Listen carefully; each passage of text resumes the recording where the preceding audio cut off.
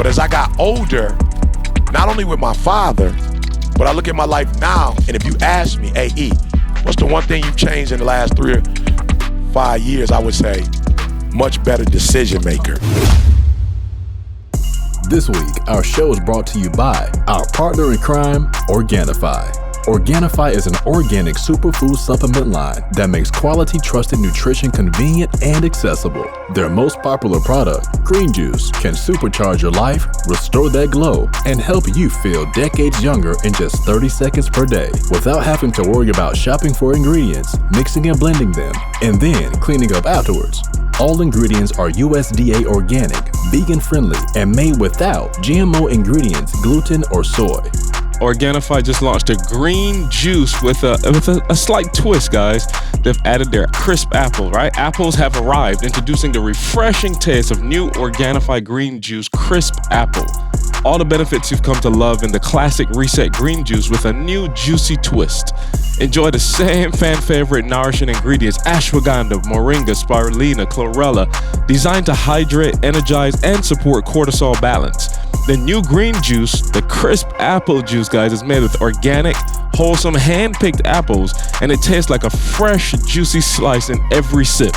If mint just isn't for you, this refreshing new recipe certainly is, making it the first of its kind the whole family will love. All right, so the kids can get in on this one, guys. Apple juice, as you've never tasted it before, now for a limited time.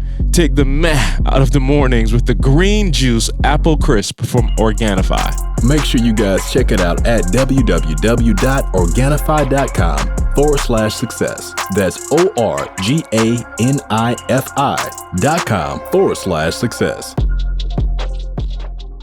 I wake up every single day. I am who I say I am. And I get what I get because I live in beast mode. Stop being gazelles. You're not average. You're not even good. You were born to be great. What's going on, world? Welcome to another edition of the Secret to Success podcast. I'm your host, CJ, joined. Man. So we got the contract dispute settled. Karl, I let the people know that you weren't happy with your current contract, and that you were holding out. What I said is all free, so I'm confused. Finally, the S had to stick up. The ground screw had to stick up for him. You know what I'm saying? But he's back. I promise you, if you don't, the D definitely ain't about that. Bruh. I promise so, you know, he's get a lifetime supply of Organifi. I told him we don't make no money off the pod, so I wasn't sure exactly what you were holding out on. But the Bayesian Sensation is back with us. Welcome back, sir. It's good to have you. We missed you for a couple weeks. How are you, sir? Hey, I am awesome. Let me just say it like this. The first week was my wife's birthday, and I got the compliment of the year.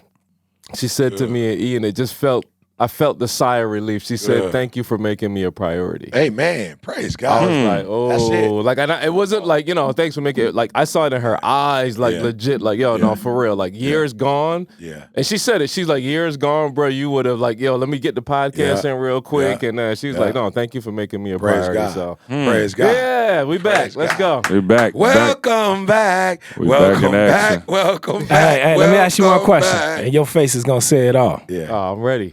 Hey, I'm already smiling, so let's go. Did she give you a grown man gift for making her a priority? Not on the podcast. Hey, Karl said he was smiling already. He said he was smiling. When I said that, his cheeks went from there. Hey, my man said, ain't no need to hide it. Ain't no need to hide. Hey, y'all, don't leave I can't hear the song, man. I can't hear the song. This one I need to hear the song. You need get some headphones on, man. You're the only one without headphones. And that's why. And that's why he can't hear when he off mic. Everybody else can hear when they off mic. He be talking like this. Headphones on, and it's a big difference from when you hear. I just all that stuff, y'all. I'm sorry. I'm just gonna stay in the mic. That's all. Okay, so stay in the mic. So we got Dr. King in the building as well. Dr. King, let's go, dog. I'm just, grateful, man. Look at this, man. Life is good, bro. Man, life is fresh good. off an amazing job at the conference, man. Like, come on, bro. Give it up one time for Dr. King. One time for the one time. Douglas, we got Douglas in the building as well. Douglas, how you feeling? I feel good, man. Like, based on what Karl was just saying, we had talked about it 2 weeks in a row pretty much. The whole, manhood is about responsibility. Yeah. You know what I'm saying? And at the end of the day, not all of it. Hey, when do I get a day off, by the way, though? You know what I'm saying? Like, do I get every a day? weekend you take off. Oh, bruh, listen. Take off every weekend. Let me tell you something. Y'all want to see this pie fall flat. Take me off this joint. Let these three clowns do it. We in trouble. All of them said easy. We in trouble. We got a Sunday call that seemed to be going really well. That's all I'm gonna say. Sunday That's call all I'm gonna say. with the Black Panther. That's all I'm gonna say. Hey, if you turned the Sunday call into a podcast, I'm talking about, dog. Oh, fire.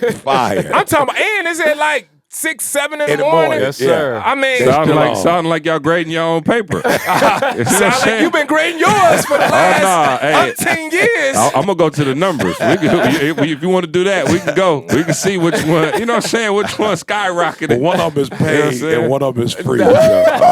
Let's go to the real numbers. Hey, do me a favor. Use that term "paid" loosely. That just me.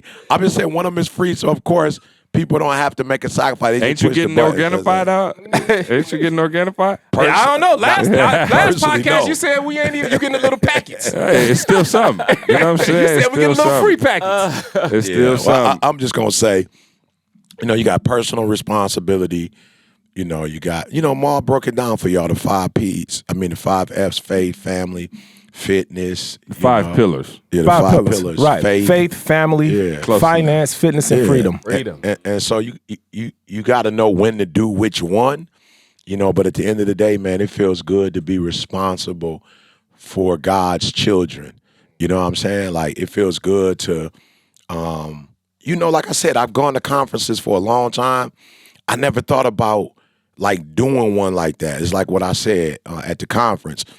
I went to TD Jake's conference. It was like my father and I was trying to build a relationship. I was, I guess you call it nervous. Like we ain't really know each other like that. I ain't really, know whatever. And so to go to TD Jake's conference, it just made everything like, it's weird, but he created an environment where I could help me and my father, transition, and build a relationship. So I said to myself, like, yo, why we always, well, I shouldn't say we, but it's like, why you always waiting for somebody else, to do something for you to do something?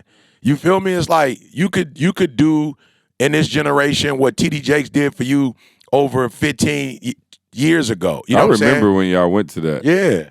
Manpower. Yeah, Manpower. Wow. As I already, for Not those that of you, Manpower. I was gonna say not that Manpower. I know, right? They ain't been to Dubai. But for those of you who didn't make it to the conference, it was TD Jakes, Miles Monroe, man, Dr. You Miles saw Dr. Monroe. Miles Monroe in he person? was there. Yeah. Wow. And Fred Hammond was the psalmist was killing it. And you know what's crazy? Like I went to the conference, man. I walked away, man. I'm like, I'll never be the same again.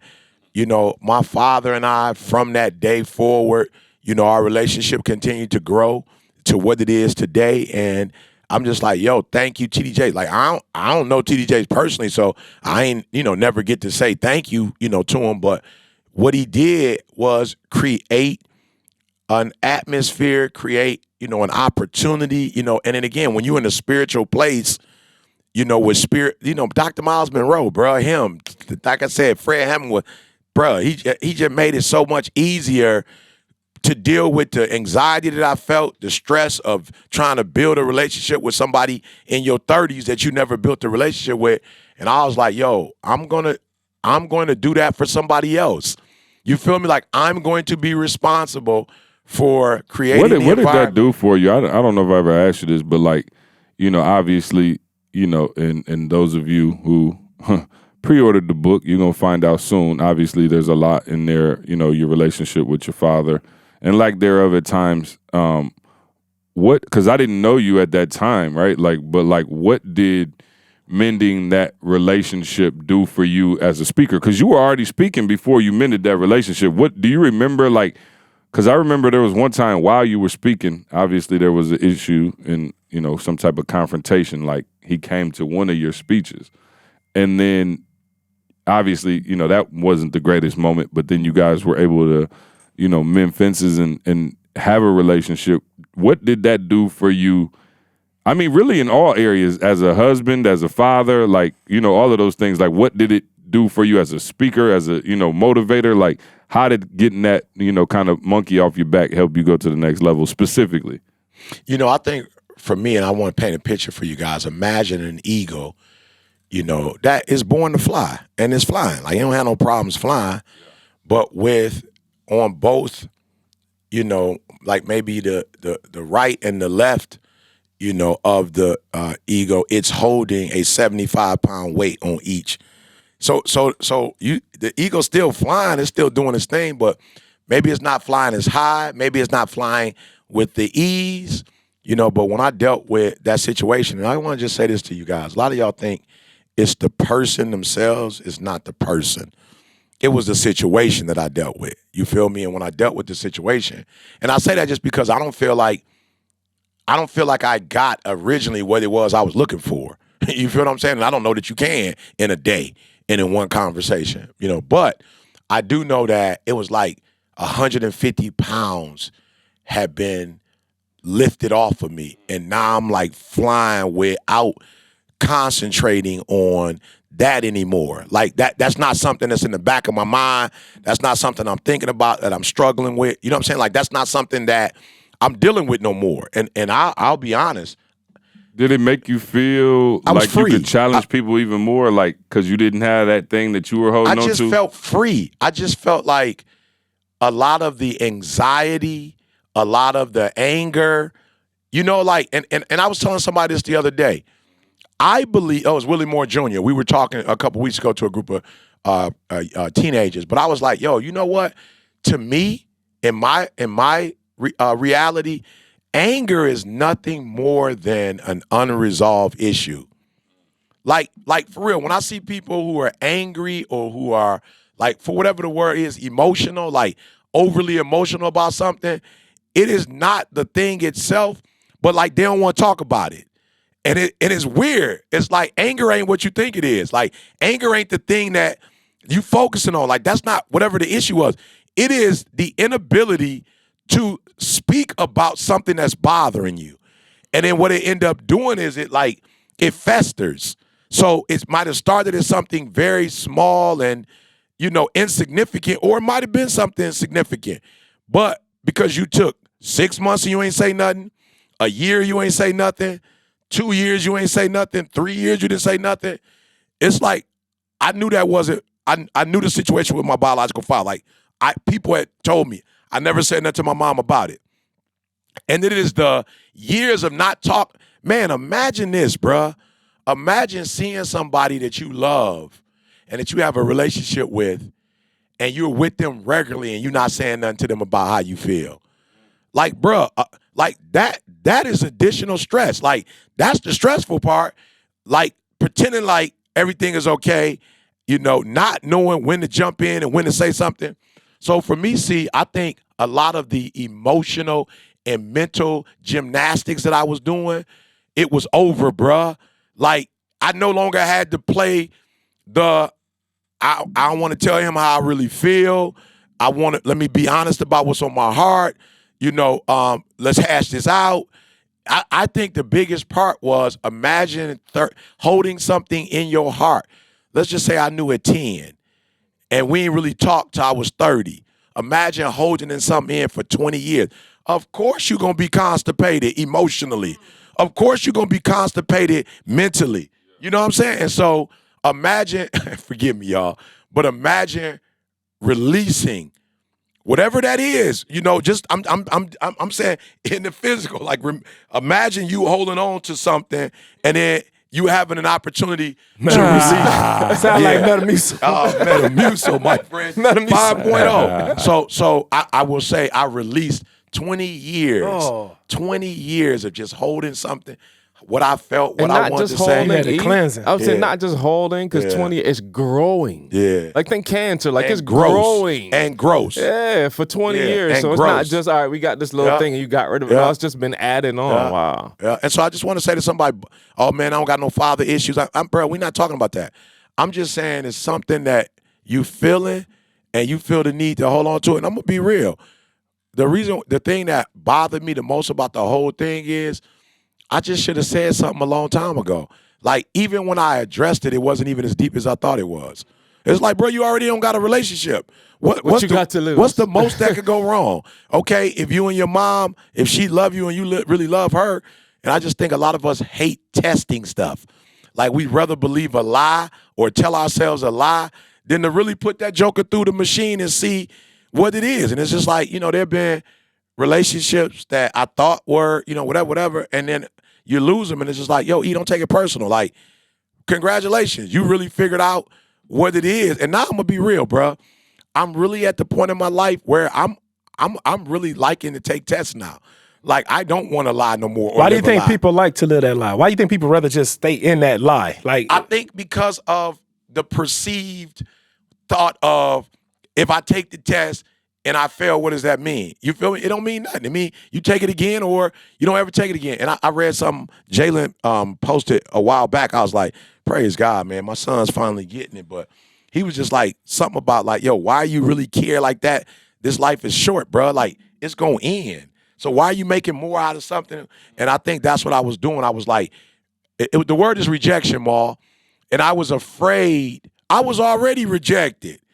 But for some reason, I was afraid to get the official rejection. You feel me? But the cool thing about rejection is that it doesn't just reveal that this individual rejected you.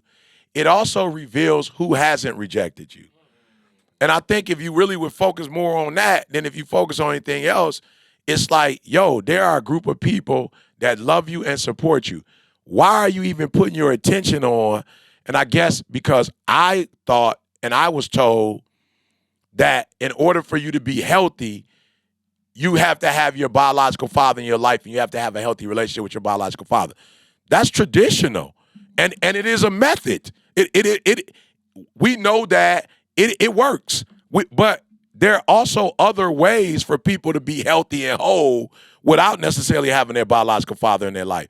And I'm saying this because there are people who would go, well, man, if I don't got my biological father in my life, then it's just over for me.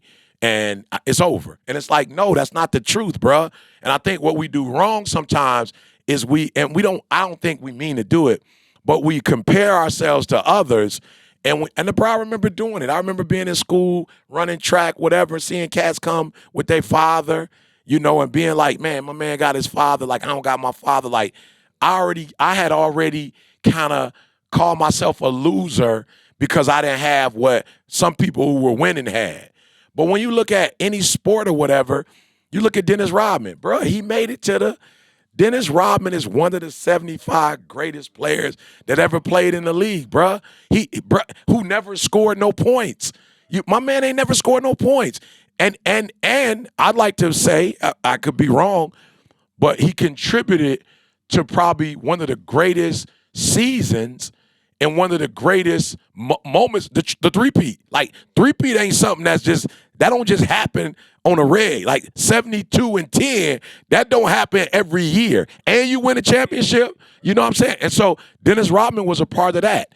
And so God has just had to show me with my father, like, yo, you don't have to have what you think you need to have. What you need to have, Ma, is your vision. Because there are kids with their father who don't have no vision. Like, every kid that's got their father in their life ain't necessarily, you know what I'm saying? And no disrespect, but Dennis Kimbrough tells a story of a set of twins. And they both grew up under the same circumstances. And one of them did this and the other one did that. And he was like, they both grew up, same mom, same dad, but they didn't necessarily get the same outcomes in life. So I just want to say to those of you who are out there, like, you are a winner because you decide to win. You're not a winner because how you come in this earth, what you had when you came in this earth, because there are people who came in with a lot more than you that ain't doing it, and there are people who came in with a lot less than you that's killing you. You know what I'm saying? If you want to start comparing. So for me, man, it was just, wow, for the first time in my life, I'm actually playing without being injured. It's like, I think about my boy Victor Oladipo, and I remember when, Vic, what's the word I want to use? Like, confided in me. He was like, this doctor is saying that, the last doctor that I went to, he won 120. you know, and he's saying, I'm gonna get you 120. So we gonna keep you out for a while, but when you come back, so I called Vic a week or so ago and was just like, bruh, I'm just grateful to see you back. And I'm grateful to see you back. Listen to me, for those of you who know anything about life, to be able to play or walk or whatever it is you do without injury. Bruh, there's some people right now that's killing the game, but they still got injury. There are people who are able to go in the gym and kill it, but they back still got problem. They shoulder hurt. They knee hurt. You know what I'm saying? Like, they still in there killing it, but they not. And so when I finished with my old dude, bro, it was like playing without injury. It was like you say, Ma, having the mind of a 40-something-year-old, but having the vigor and the strength of a 20-year-old. Let me ask you something. Did you get the exact resolution you were hoping for, like the exact words? Absolutely not. Got everything? Absolutely not.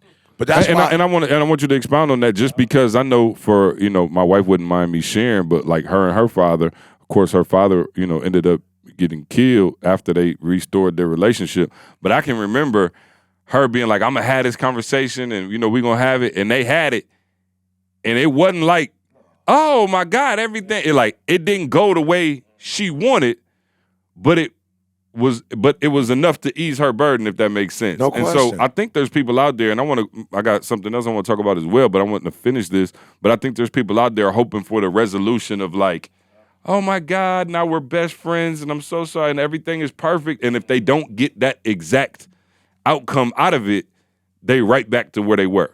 If you've been rocking with this show for a while, you already know that we make it a priority to take care of ourselves, right? You know, you see Maul with the muscles, right? But on a serious note, did you know that your skin is the largest organ in your body? And the truth is, caring for your skin can be very complicated, especially for men who've never had a skincare routine. And that's where Tej Hanley comes in. Tej Hanley is a men's skincare company that helps guys start and maintain a healthy skincare routine by making the process uncomplicated. Every box comes with an instruction card that tells you when to use each product, how much to use, and in what order.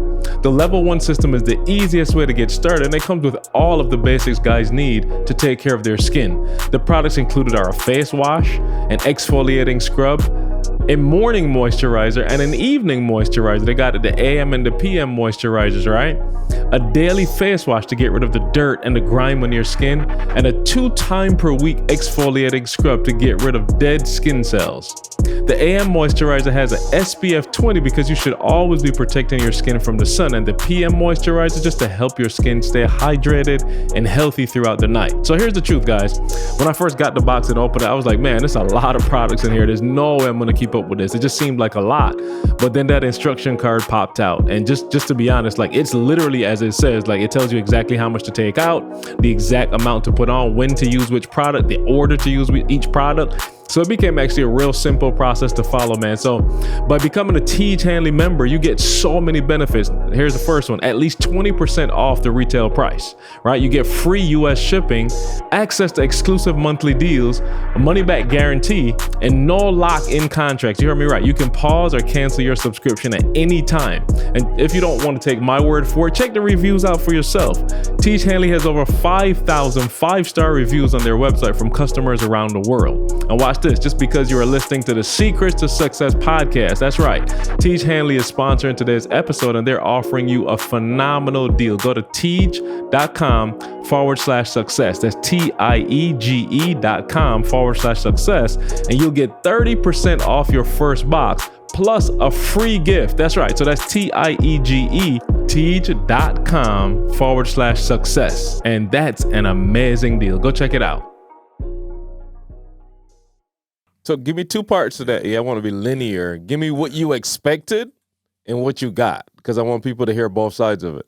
And you know, here's why it's never going to be that, y'all, because it's 2 people. It's 2 people, bro. Right. Yeah. You feel me? It's you like, coming up with an image of what you think that they going. And my father got one of where he. Yeah. You know what's so funny, Carl? You know, to do the linear boy.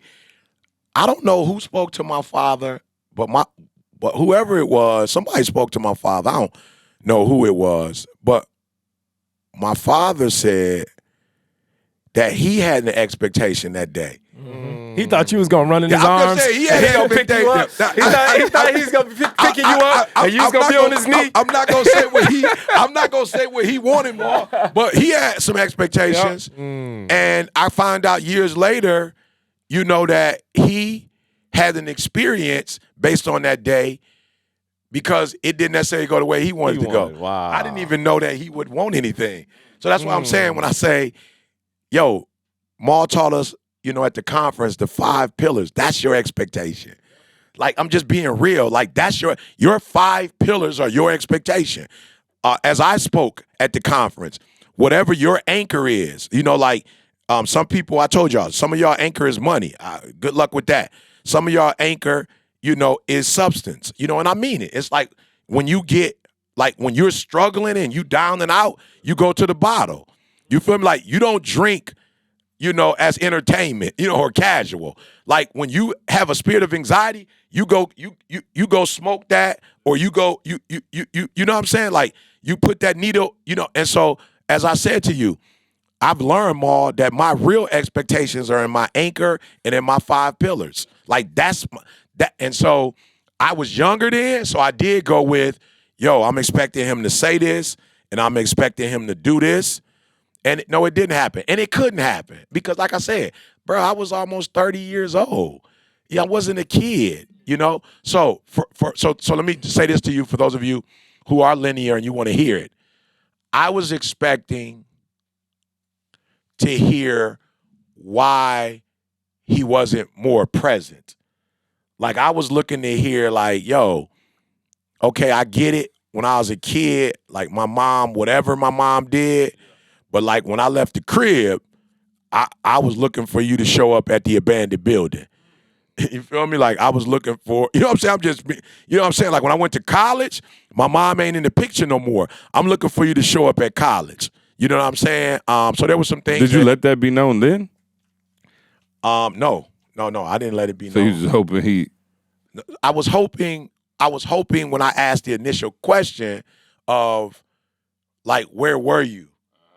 I was looking for a particular answer, and when I didn't get that one, it was like, okay, we don't need to go 2. You know how they go, like, if you answer 1, go 2, 3. If no answer to 1, just skip to page 3. Like, it ain't even no need. Yeah. So for me, when I didn't hear what I thought I wanted to hear or what I thought I needed to hear, let me say that one. What I thought I needed to hear, when I didn't get that, then I was just like, well, there's no need to really go on, because I think at that time, and I wasn't probably fair, but at that time I was brand spanking new to manhood and responsibility. And I felt some type of way with, like, you know, when you first get something or do something, like, let me just say for me, I don't have a lot of patience when I first learn something. I think it's like, you know, I laugh with my mom, you know, but my mom, you know, lost weight or whatever. So everything is lose weight, you know. I talk in Italian. Everything, when you lose weight, everybody got to lose weight. Everything is lose weight. So my mom looking at macaroni and cheese like, what is that? I'm like, what you used to serve us just 5 years ago. When I was a child. You know what I'm saying? Spank as a child. What's that? You got salt now. I'm like, yeah, what we used to put in our grits back in the day. Right. You know, so I was guilty of becoming a man and saying that a part of manhood is you taking responsibility, taking ownership. So when I didn't hear, when I felt like I heard it's your, when I didn't hear go, yo, you're right, I messed up, I was wrong, whatever. When I didn't hear those words, exactly what I was looking for, I was like, oh, we out, because you're not going to take responsibility. So if you're not going to take responsibility, there's no way for us to shape this relationship. Like, it's no hope. That's in my mind what I was thinking. So I'm like, I'm good. I gave you an opportunity and whatever. So to your point, Karl, yeah, I was looking for ownership. I was looking for some sense of responsibility. I was looking for, you know, whatever. And I got probably what was the truth. Maul, can you get that for me? I'm sorry. I got what was the truth, right? And the truth was your mom set up certain whatever. You feel me? And that could be real. Now that I'm grown, now that I'm an adult and I realize court, and I realize life, and I realize people's personalities and conflict, like, oh, it makes sense. But at the time, when you say my mom, it's like, whoa, my mom was the only one that Like, my mom was there for you. My mom made sacrifice. Like, how you gonna put this on my mom? And so I was like, okay, cool. I'm not about to get angry, upset. So I'm gonna pretend like you ain't say nothing about my mom, but I am gonna focus on the fact that you didn't take responsibility for. You are also responsible for having me, but you weren't responsible for parenting me. You know what I'm saying? So whatever happened, cool. I'm out. So I wasn't necessarily angry after that. I was more so like, oh, okay, this ain't about to go the way I thought it was gonna go. Mm-hmm. But I felt great because I had relieved. I released. You know, I was relieved. Like, oh, I don't gotta worry about asking that question no more, or I don't gotta worry about, you know, the biological father thing. Like, yo, that's my biological father. I'm about to tell people it's about to be a reality, whatever. So yeah, see, I felt super relieved. LD was with me. You know, we drove back all the way to Alabama from Illinois. I felt like, man, the monkey was off my back. You know, has been dealt with. It ain't no secret no more. It's not inside of me. I did what God told me to do. Yeah, it was a great feeling, bruh. Yeah, one of the things, one of the things that, you know, I just looked up because I was trying to find out the exact quote. But me and Mark talked about it in the car. Like, you know, something killing you, but you don't necessarily want to deal with it. And the quote I was looking for is right here. It's just, better is the devil that I know than the devil I don't know. You know? And I think that's a real thing. So, like, Maul was talking about a family member that he had that was sick for, like, a couple of years and just didn't want to go to the doctor. And, of course, you know, kind of you drop dead, right? Like, you know, but for whatever reason, knowing that devil that I'm coughing, I'm not feeling good, like, I know what this is, was in his mind scarier than finding out what it actually was, if that makes sense. And I'm wondering how many people are out there, whether it's the relationship they have with their father, their kids, whether it's, you know, thoughts that they have, it's the anxieties they deal with, instead of going to get help and somebody saying like, oh yeah, you have an issue, if they feel like it's just better to deal with the one that they already know. You know what I mean? Like, Ain't it crazy that, like, you know, I always say the boogeyman don't exist. Yeah. You know, if you just think about it. And it's like, you know, whenever that person goes to the doctor and when they finally do deal with it, and most of the time they deal with it when their arm fall off. Yeah. You know, and then it's like the doctor always tell them, man, if you would have just came here like a year earlier, like would you and you knew it. Yeah. But for some reason, man, people just, and they do this, dog, in their finances. Just think about how a person is just like, well, look, man, I know that every single month my account keep going in the negative. I know that I if I keep going like this, I'm going to end up losing my house. But you just for some reason say, I'd rather just pretend and live in this lie, right, for the next 6 months. You know, knowing I'm about to get evicted in 6 months, I'd rather just feel like, though, I want to feel good. I want to feel like this is really my place. And you rather live in that lie than say, okay, you know what? Nah, something is going wrong. Let me go ahead and stop. Yeah, let me go ahead and unmask, you know, pull back the veil on this thing and really go in the tent and see what's going on. And you know, and that's the thing. When a person does that in one area of their life, they do it in every area of their life. You know, if you just think about it, bro, you're doing it in your relationship. Yeah. You're doing it in, you know, when it's coming to your finances. You're doing it when it comes to your health. I was telling C, like, you know, everybody out here know when they picking up a little bit of weight, dog. You know when your clothes don't fit right. Can feel it. You can feel it when you sit down on the couch. Not with these sweatpants on, I don't. But that's what you do. You try to cover it up. Yeah. You go ahead and put on some, but a person goes and put on a little extra clothes or something. Every day they wearing sweatsuits to kind of hide what it is. And it's like, bro, you know deep down inside. And I believe that when you don't deal with it, when you don't address it, when you don't admit it, when you don't say, okay, it's something going on, dog, you become a victim to the thing that you're scared to become a victim to. You instantly become a victim mentally before anything else. When you say, I know something going on, but I don't want to address it. It's hard. I'd rather live in this lie, you know, than to really address the truth and handle it while it's still bruh, I felt myself picking up weight when me and C, Camille and Candace, we went on what would you call this? an extravaganza. I don't know what you call it, bro, but we done ate at every restaurant known to man. Every 5-star restaurant that had the A5, that had Wagyu. I'm talking about the finest, dog. We went to every single one. I'm not even making this up. I wish y'all could have been there. I can't even eat beef like that, bro.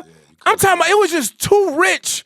And I just was like, man, by like day 7, I mean, we went in for about 2-3 weeks, at least 3 weeks. And by day 7, I was like, man, I hit a little loving. You know, because all my shirts are like medium. you know what I'm saying? A little large after the large been washed a couple times. You know what I'm saying? It's a large on the tag. After the love is but gone. it's been, so they fit real snug. But bruh, I'm talking about it felt a little bit tighter down low than it did on my arms. And I was like, man, what's going on? Now here it is. I know we've been eating like crazy, right? We eating the finest of meats. So I was like, look, man, when I got back and I told C, bro, I'm about to go in. Just as aggressive as we were with eating, I got to get just as aggressive now with losing. So I went in, and now, therefore, I done lost about 20 pounds and leaned out, but I had to confront it. It was at that, it's that defining moment in your life when you know, like I could either go north or I can go south. You know it as an individual. You know it before. And if everybody else starts seeing it, that means you saw it months in advance. If everybody else But did you though? I Because did. sometimes people can't. I did. No, I'm saying you did. Oh, but I I'm did. saying a lot of people can't, like, they, like, you ever seen somebody see themselves in a picture and be like, ooh. Like it's hard. It may be hard for people to see it or it's diagnose not it hard themselves. I think Nobody you can. It's never hard to see. Yeah. It's the terror of the work. You feel me? Like, it's the terror, bro. And again, like I said, some people are blessed some people are blessed when they have a challenge, terror doesn't come over them. Well, I'm saying this. So let me say this. Let me try to, when you take it, everybody makes decisions in their life, right? Based on what they deem to be the best decision for themselves at the time. Right? No. I'm talking about in the moment. No, I don't think you're making the best decision So for you. no. What they believe. I don't think they believe I that. don't think they believe in it. No. Okay, I so don't let I'm just saying, if Cheeto y'all let me Puffs- finish, I'll talk. Okay, But if y'all I'm gonna just cut me saying. off 2 seconds into my I'm just saying, statement. I don't think Cheeto Puffs is the best decision for me. No. I'm saying, I just like it. I'm saying, right. But I'm saying, in that moment, because we make decisions based on our own personal safety, our own personal pleasure, right? So, so let's say somebody who addicted to pornography or addicted to snacks, you 400 pounds. In that moment that you're eating that ice cream, you believe that the temporary satisfaction from eating that ice cream is better than your long-term health. I'm just telling you that because you might, if you put on a lie detector test and say, is this the best outcome for my health? That's not what I'm saying. I'm saying in the temporary moment, if I know I'm supposed to be losing weight, I'm 400 pounds, and I get ready to eat those Cheetos, the satisfaction from eating these Cheetos right now and the way it's going to make me feel good in this second overrides whatever foolishness you talking about I could be in 10 years. I guess we could be saying the same thing. I think a person just don't care. I think it gets to the point. I think they care. I'm saying I don't think they care. Bro, everybody in this room, you made that choice because you came back and chose that having your gut go down was a better feeling than continuing to eat A5 every day. There are people who say, yo, me eating this A5 every day, the devil I know. I'm good with that. Like, I'm good with the devil I know. So what you talking about, again, eating broccoli, yes. Would that be better for my long-term health? But right now, I'm sad. I'm disappointed. I'm upset. I don't have no spouse. My funds are low. These Cheeto Puffs are going to be a release for me right now. These Cheeto Puffs, even though I know I'm not supposed to smoke a cigarette. So can I ask you something? So it's a temporary. A cigarette right now is going to make me feel better than leaving So that it's a cigarette temporary alone. feel?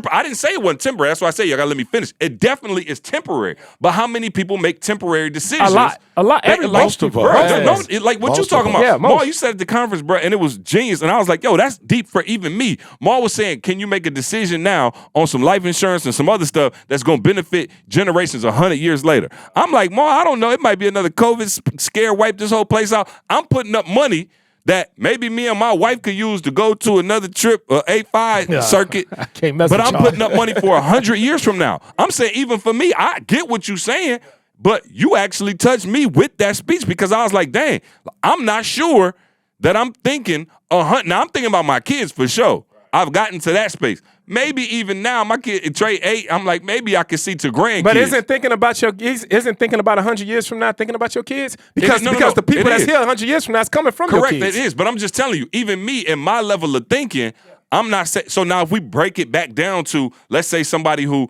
okay, so people rag on people who maybe broke, right? Like I'm broke, but I went out and bought a brand new car and financed that joint. I'm paying 19% interest because the feeling that I feel driving this car today to your job every day, to my job, and having people be like, "Oh, I see you." That feeling feels better than me sacrificing in order to save for my kids' college tuition. And that's good because that's the difference. So I'm still making the best decision for me at that time. What I think. How I transitioned from just 9 to 5 to becoming a millionaire, not embarking in that feeling. Because while everybody else was coming to the police department and they were pulling up in their brand new, correct. And you have to rewire because you thought. Because that's your gift, vision. You think ahead. Yeah. I'm saying most people think for the moment, bro. Right. Most people like, yo, I got this $100. I'm trying to go spend it right now. It's burning a hole in their pocket because it can make me feel good right now. Yeah, but I don't feel it, but that's why you have to feel good right now. Because if you don't feel good right now, you make everything. I'm gonna smoke a cigarette. You're looking to feel good all over the place. Bruh, people still smoking cigarettes. Yeah, no question. You people still smoking. Think about that. I you know it's killing you. They done came out and said, yo, this is going to kill you. The box say it's going to kill you. If you go over to Europe, they got pictures of lungs like bled out on the box. That's alcohol. Yeah. That's Cheeto Hey, puffs. Slow down. A little alcohol. You taking it too far. Ain't never hurt nobody. You taking it too far now. All of that. Hold up. Coca-Cola. all of Coke that for stuff. sure. I'm just saying, all of it. None of it has any nutritional value in it. No. You know what I'm saying? Glass of wine been shown to reduce a little stress. Yeah, a little bit. I was about to say, some of these females can kill you out here too. I'm saying. But I'm saying, and women, some of these guys can kill you. But I'm just saying, even that, if a woman's pregnant, they tell you to stop drinking alcohol. Yeah. It's not good for the child. So something wrong with it, right? It ain't broccoli, right? But I also feel like feelings is one, but I feel like there's a group of us out there that the terror that's associated with change is also what paralyzes us. So, Maul, even when you said take your money out the bank and put it in the bricks, bruh, I don't care how good of information it was. And it wasn't about me feeling good. But the new information you gave me, bro, it terrorized. It was like seeing the boogeyman. Yeah. You feel me? It was like I was overwhelmed, bro. Like, you mean to tell me? Did it terrorize you because of the decision that you had to move forward, or does it terrorize you because of, man, the last 40 years then been a lie? That's where I got. That's probably what it was. It was probably both. Yeah. It was probably, that. This is what I'm familiar with. This is what I'm comfortable with. This is what I want. Bruh, let me tell y'all, man, I'm just being real. I always wanted to reach out to my daddy, bruh. I'm not sitting here like, oh no, like it wasn't that day was the day I was like, yeah, I want to go talk to my daddy. Bruh, I've been struggling in school because I wanted to talk to my daddy. I was acting a fool in class because I always wanted to know who my father was. And you didn't reach out, why? Because of the terror. Right, because you thought the devil you knew was easier than the devil you did. Okay, the fear of being rejected or going and having a conversation was worse than the feeling you was dealing with right there. Oh, and so you made the decision not to reach out. Otherwise, if it was slanted the other way, you would have went and made that decision. And the day I made it, though, I was still where I was. And that's why I want to try to explain to y'all. I don't know if you were, because the decision was made. No. Why would you make the decision to do it then? I made the decision to do it because I was like, yo, I'm going to face my terror. Yeah, because you was hurt now finally more. It was hurting more than it would to have the conversation. And maybe so. Or you wouldn't have, because we make decisions based on our own protection. And I'm going to say this. It's crazy. Yeah, it is. But I'm going to say this. But again, that's one of the things that, for real, like, that's my superpower, is I make a decision that I don't want to make. You see what I'm saying? Because I don't want that feeling. I hate that feeling. I tell people all the time, bro, I don't I'm know not that tough. they want that feeling though. Huh? I don't know that I wanted that feeling with my father. I didn't want that. That's not something that I wanted. I didn't want the life. What feeling? I didn't want. I was in a situation not by choice. So there are people who are in situations. That wasn't my choice not to be with my father. It wasn't my choice to feel the rejection. Like, it wasn't my choice not to be raised by him. That was a choice my mother made. Correct. So for me, I think I didn't even do it for me.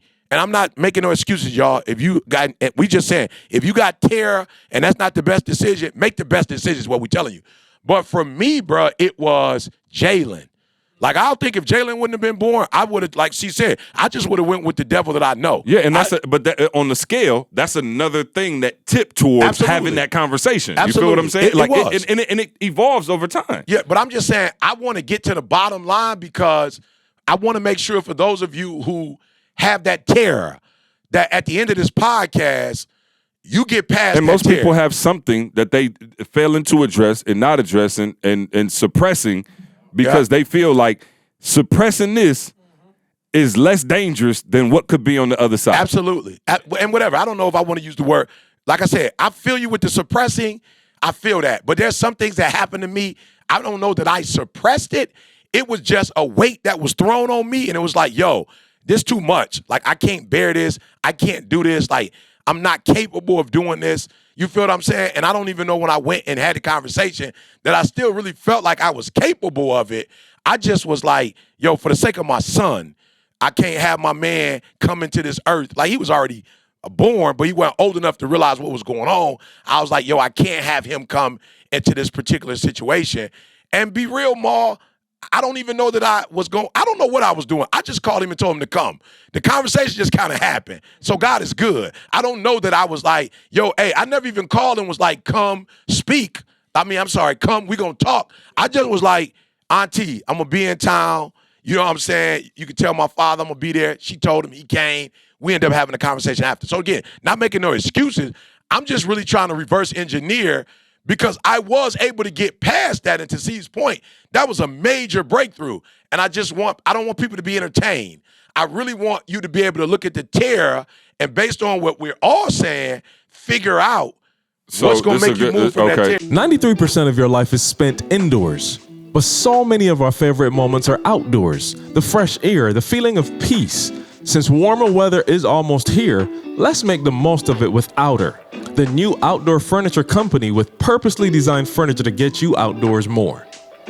Outer makes the world's most beautiful, comfortable, innovative, and high-quality outdoor furniture, all from sustainable materials, and it's the only outdoor furniture with a patented built-in cover to make protecting it effortless. From teak chairs to fire pit tables, everything Outer makes has the look and feel of what you'd expect at a 5-star restaurant for way less than you'd pay at a big box store for something that just won't last. Outer's better in every way because they've spent years perfecting outdoor products. With stunning modular designs to customize your space, life-proof materials with a nano coating that's water, mold, bleach, and stain resistant. They have over 1,000 neighborhood showrooms across the country so you can see the Outer difference in person. Man, their technology, they use a triple memory foam cushion that are comfier than most indoor sofas. And Outer has this patented built-in outer shell cover that protects your furniture from rain and dew. It's the how did no one think of this before invention that makes Shark Tank's Lori Greiner and Mr. Wonderful fight to invest in Outer. So here's the dope thing that I love about it. Their sofas can withstand my kids and the kids of the neighborhood. They're jumping on couches and pulling and moving them, and it's durable enough to withstand that. Outer furniture comes with a best-in-class warranty, like 10 years for their Chick aluminum line, and a 2-week trial with free returns. See the difference at liveouter.com/success. Plus, for a limited time, get $300 off and free shipping. This is Outer's best offer anywhere, only available to podcast listeners. And for a limited time, guys, again, you get $300 off and free shipping at liveouter.com. That's liveouter.com/success. liveouter.com/success. Terms and conditions apply. So I don't know more if you could share it, but let's give, if we could, and I reference it so you know I'm talking about Vontrell. Yeah. And his father. Yeah. I don't know if that's something that can be shared or not. Absolutely. But okay, so I'll let you tell it. But the tear of what Vontrell was trying to avoid with that conversation. Yeah. So if you want again, so my apologies if that's too. You know what I mean? Absolutely, man. Look, God make things happen, not for us to hold it in, but for us to share it so somebody else could be delivered from it. So yeah, absolutely. So Vontrell. So for everybody that don't know who Vontrell is my birth cousin who we adopted. It took him in at the age of 13, going on 14. And what happened was, so Vontrell's mother was my first cousin, right? My dad and Vontrell's, my dad and my uncle, my dad's brother is Vontrell's grandfather. And so when Vontrell's mom passed away, had a massive heart attack at the age of about 34 years old. Right in front of him. Right in front of him. Yeah, right in front of him on Father's Day, on the phone. Vontrell, she passed away in his arms, and he was about 13 years old. His next of kin was his father. His father was, living in Florida, ex-NFL football player type deal. And the mom, I guess she got pregnant by him when they were in college. And I guess, I don't know, they wasn't together like that. Let's say that. He remarried, right? He got married to somebody else. And I guess, he never was in Vontrell's life like that. But knew of Vontrell, spent time with, looked just like him, things like that. When she passed away, he was the next of kin. So they sent Vontrell to live with him for like a year. Things didn't work out. And then, because my man was married, was trying to have kids with his wife. It didn't work out. His wife was like, So, right. So they sent him back to Chicago, and then Vontrell's great-grandmother was the one that took him in. Not his grandma had passed, so his great-grandma was the only one that took him in, and she was battling cancer, things like that. And so then that's when I came in, right? Me and Camille, boom, we took him into our house, boom, put him in school, everything like that. And I was just always big on like, hey, Vontrell, man, you need to talk to your dad, man. Like, man, he's like, yeah, Jamal, things didn't work out, man. He got another family now, because they did end up having a baby, him and his wife. And he was just like, yeah, I just rather just leave it alone. I was like, I kept pressing the fact. And then one day it was Father's Day. And we were, at Vontrell's school, his new school. I'm coaching him. I'm there. And I'm just like, bro, you need to have a relationship with your dad. I'm oblivious to it. I've always had a relationship with my dad. My dad has never been, I can't even travel out Chicago without telling him where I'm going and stuff like that to this day. And I had him on speakerphone. And I was like, look, man, just call your dad, bro. I'm like, look, things are different. You don't need nothing from him. Said, you already straight, just call him, get this right. I said, bro, this is for you. And Vontrell was always kind of trying to like not, he was kind of like, I don't, and he was about, at this point, he's about 15 years old. And then I called him up on the cell phone. I said, do it for me. Just call your dad up, man, see how he doing. Tell him, man, happy Father's Day. I call Vontrell's dad on the phone, got him on speakerphone. And I never forget it, bro. And I needed this because this is when I went in as a man. Vontrell was like, he was like, hello, who is this? And he's like, hey, Dad, this is Vontrell. And then he was like, man, I was just calling to tell you happy Father's Day. He said, man, didn't I tell you to leave me the F alone? You got your life and I got mine. Click. Bruh. Vontrell looked at me and I seen a look that I ain't never seen on an individual before. He looked at me, bruh, and I needed that though. I needed it because you know how I am. I needed that. He looked at me, man, started crying, had tears in his eyes. He said, man, didn't I tell you I didn't want to call him? Bro, I hugged Vontrell, and I said, from that day, I said, I got you. I said, don't even worry about it. I was like, I needed that. And after that, I went in, dog. I'm talking about every single resource thing. So Vontrell was kind of trying not to, he already knew it was going to end up being like that. But I still even told him, I think, like I said, I needed to hear that because I always felt like, yeah, you're dead, man. It's your dad. He want to be in your life. He want to, and so I was always kind of like, got, 1 foot in, 1 foot out. But after that, man, when I tell you I went in as his father, I think that's when I signed the paperwork. I literally, bro, it was no more like, hey, my cousin, this is my son. I got you. And then I ended up putting every resource I had in him. Everything. I'm talking about every single minute. I'm telling him about being a man. I'm telling him about all of this stuff. And then he ended up being, in 1 year, he ended up being one of the top football players in the nation. He ended up being the number 4th best player in the state of Illinois and like in the top 100 in the country. And then having over 30, 40 scholarship offers to major schools. And then one day, when Vontrell became an All-American, One day, that phone rang. Hey, son, this is your dad. Man, everybody's been talking about you, son. I'm proud of you. I'd like to just get back in your life. And Vontrell could have made that same, hey, man, you got your life and I got mine. Leave me to, but I told him, bro, I said, forgiveness is for you. I was like, get it off for you. I said, forgiveness is for you, bro. And sure enough, Vontrell forgave him. And then my man kept calling like, hey, when Vontrell was playing at University of Illinois, they had a football game. They had a game coming up on the West Coast.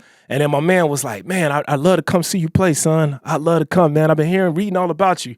And then sure enough, bro, about a month before that game was to take place on the West Coast that he was going to go to, he ended up having a massive heart attack and passing away. But the best thing that ever happened was that before he passed away, they never got a chance to see each other again. But Vontrell was able to get that off of his chest.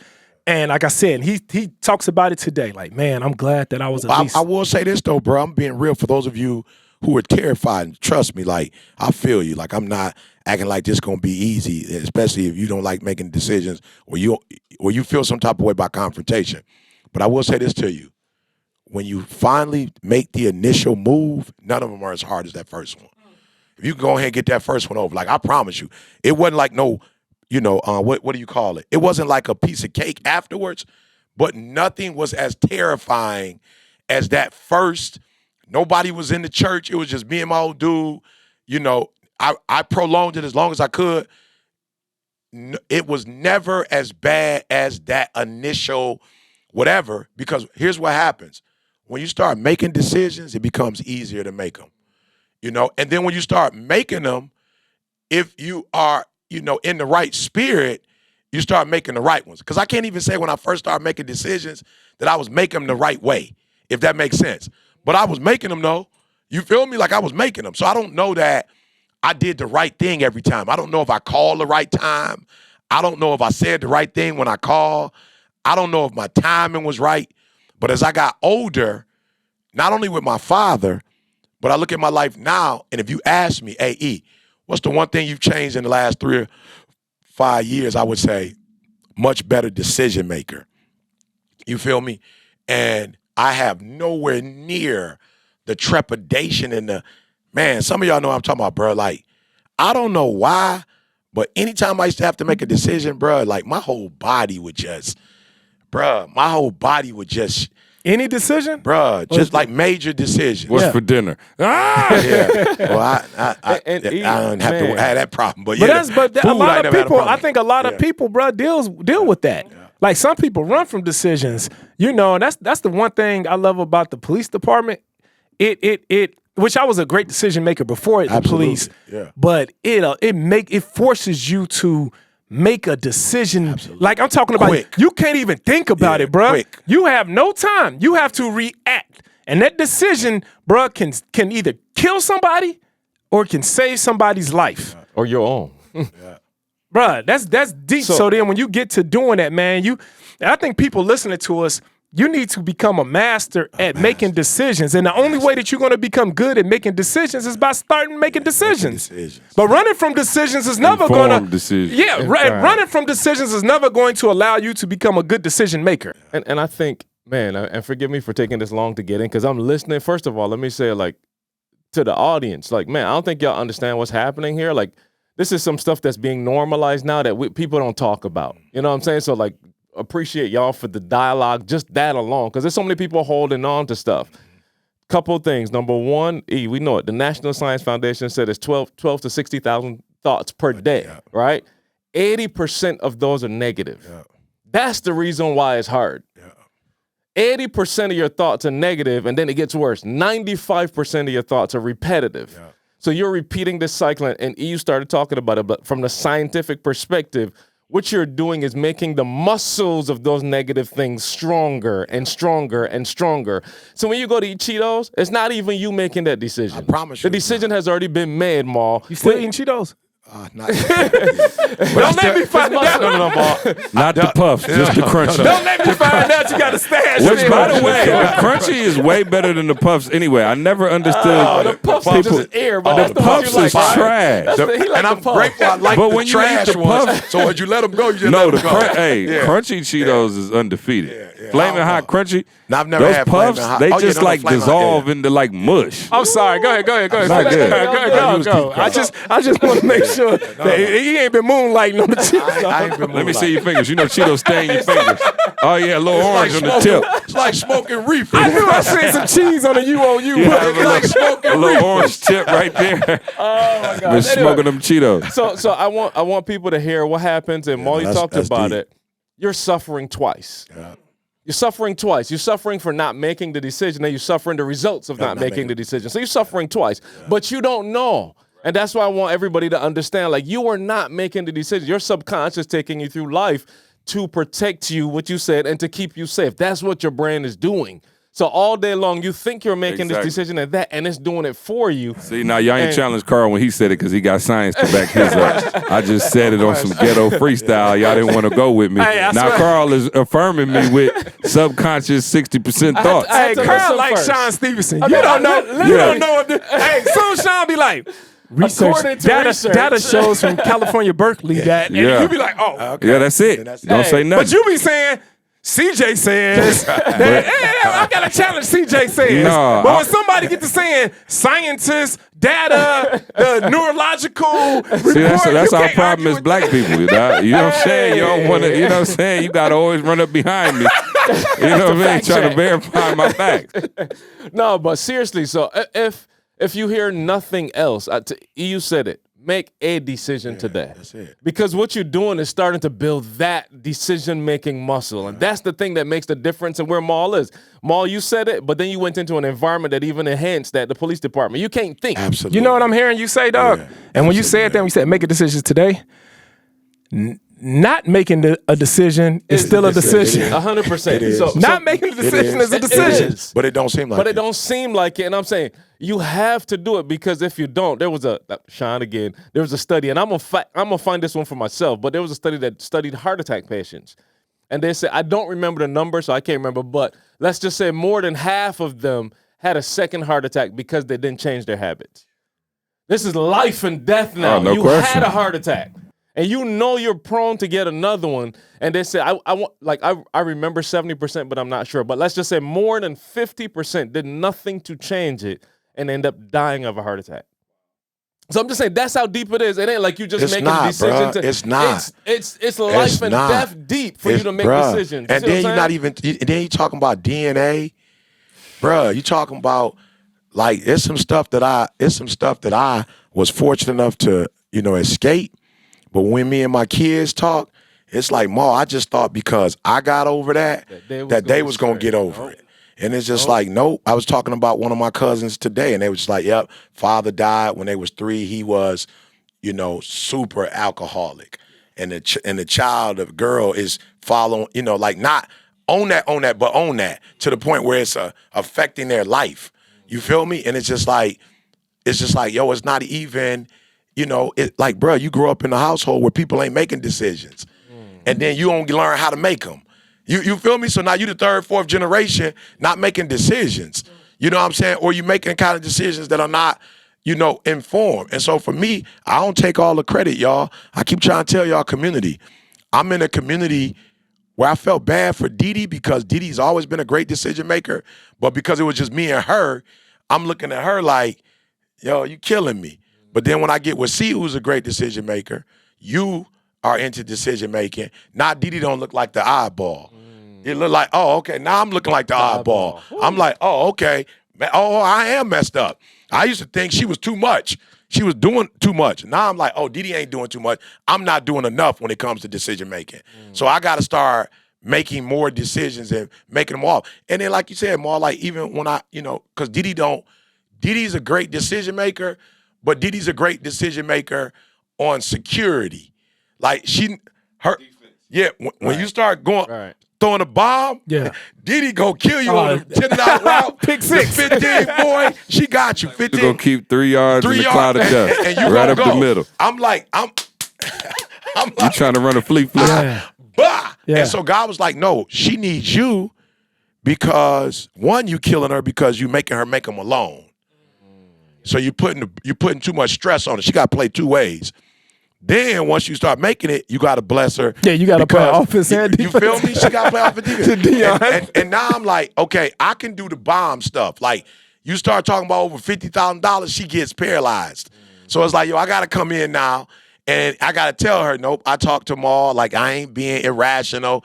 This, whatever. Okay, if we buy this, you can sell it for what we. So if it all fails, you don't feel comfortable 2 years from now, you can sell it and get exactly what we got. No But love you would have lost. keep it in the bank anyway. Or we can Airbnb it, or we can have somebody who want to do a one-on-one when we come in. And if we only make $5,000 a month from somebody coming to one-on-one, and we make $60,000 a year, that was gonna be more than whatever you had in the bank. You weren't about to get $60,000 off of. You feel me? Yeah. But now Didi isn't afraid because she like, yo, I see the succinctness. Yep. I see the rationale behind. Okay, I see the stability. It's not like no risk when we left. This actually make more sense. It makes sense. And you can write it off. Right. You feel The me? worst case, our You feel worst me? case You scenario, feel me? we can write I'm it just off saying, and get a but deduction. some of y'all out there pissed at your girl, but it's what she said last week. Like, you're not doing what you said you're going to do. So now for Didi, it's like, yo, when you left Huntsville and we came to Michigan, you were 1,000% correct about we should have made the move. The Holy Ghost was all in you. But Ma, because of how I did it, it took months for her to, because I didn't make a decision based on her stability. I didn't make a decision. First time I seen Didi cry. You feel me? I didn't make a decision on that. So is she grateful? Yes. But Ma, going back, I could have done it spiritually, but I could have also done it physically in a way where it's like, okay, Didi, here go all the facts. Not that I can get, and I'm going to be real. The reason why I ain't tell her is because to me it wasn't stable. But now that I look back, it was like, it's not stability that she wants. She wants information so that she feels we gonna make, you know what I'm saying? Like, oh, that's how you came up with that. Because when you don't give her information, it takes away her ability to make an informed decision. Absolutely. Boom. Yeah. Oh, whew. Yeah, well, Research says research. that When you make Done with your clown. a decision, you see, that's all you I'm gotta done with you say. clowns. Right, that's all you gotta say. See, Clarify. You see, don't never put that on there. Yeah. See, be like, I said. and don't nobody want to hear that. Just say research, studies show. I'm sure that's something good that he pushed. I can't hear it, but Somebody gonna get delivered from this. yeah, no question. Organifi. Shout out to Organifi, the superfood green juice powder, keeping us all powered up, man. Promo code success for 20% off. ORGANIFI.com. Go there, man, and check it out, man, and get your supplements. Get right. Carl, I did say, I don't know if it's you. I'm not sure who. The gift package is getting lighter by the day. I got one about this size. I got Just about one box? just one. You know, I got my wife and my kids drink it. So I'm like, oh, okay, hold up. I got one box. This bit is already gone. And I'm like, okay, we need to, it might be, I'm going to have to hold out like Carl. You know what I'm saying? A little contract renegotiation. But please tell Organifi we're not feeling the love. So Organifi, start sending that box out like you know you should. Like you did back when you was the little dog. Back in the day, I was getting the box this big. A box. Oh, bro, now I got one little. There you go. I'm like, okay, hold up. That's what happened when you Looks blow like up. another love. TKO. TKO. Yes. Go pre-order the book. UOU. The stuff we talking about, man, it's in the book, right? It's in the book. Not only the stories, but how to overcome it. It's in the book. I cannot wait for y'all to read it. Don't it look beautiful, man? Just hold it up. Come on. You're not doing your job. It is our first major release. Y'all are doing a great job pre-ordering, but I know because I'm looking at how many people listening to the pod, and I'm looking at the pre-order, and it's still off. So those of you who just been sitting around on free lunch, get your butt up and pre-order the book. How much is it? $25, $35? Yeah, Like pre-order. we don't charge on this podcast. Yeah, we just I'm asking, talking about we we're here just for asking y'all to help us take ET to number 1. I mean, it's for gonna real. be embarrassing if it come out and it's number 57 on Come the on, charts. y'all, look out. I'm blaming y'all. I'm not taking full responsibility for that because we did what we were supposed to do. We wrote the book. Now I need y'all to do y'all part in this family and pre-order the book. Tell your family to pre-order the book. Pre-order 5. Again, for my ballers out there, pre-order 20. Just hand them out. You know what I'm saying? Like, get them as Christmas gifts. The book is going to drop in September. Do it for your family. Y'all do a family read. Start a book club. It's an amazing, amazing read. He put his heart and soul into that joint during COVID and got it done, man, and it's beautiful. Let's and, talk about that on I was the gonna say next there ain't one. no rush with that either. You literally wrote it throughout Yeah, COVID. throughout. Like Oh, a yeah, 2-year no process. question. It wasn't no rush. He was calling me Daily. about some stories I forgot about. I was like, man, he like, you remember? I was like, dang, digging up old memories for me. So y'all gonna get everything in that book, man. So I'm super excited about it. Go pre-order it now at etinspires.com. Easy there. You almost Ain't nothing in there. come on, man. That's why you should not have to put the phone on. Yeah, right. Ain't nothing in there. I Man, was just yeah, trying to. yeah. No, I decisions. promise you, it's a way to do that. here you It's go. got to be a way to do it. Okay. Yeah, I think you could do it without the cut, Hey, though. show You know what I'm him, saying? show him Can the you- house see that you showed us before the podcast. I'm sure. Oh yeah, right. That the joint one that was gone. soaking, Floating in that joint. So anyway, anybody else got any No, I got a announcements? meeting, bro. I got a meeting I got to go to. Okay, well let's wrap it up then. I'm sorry, sir. You know what I'm saying? Man, appreciate y'all listening, man. We out of here. We love you. See you next week.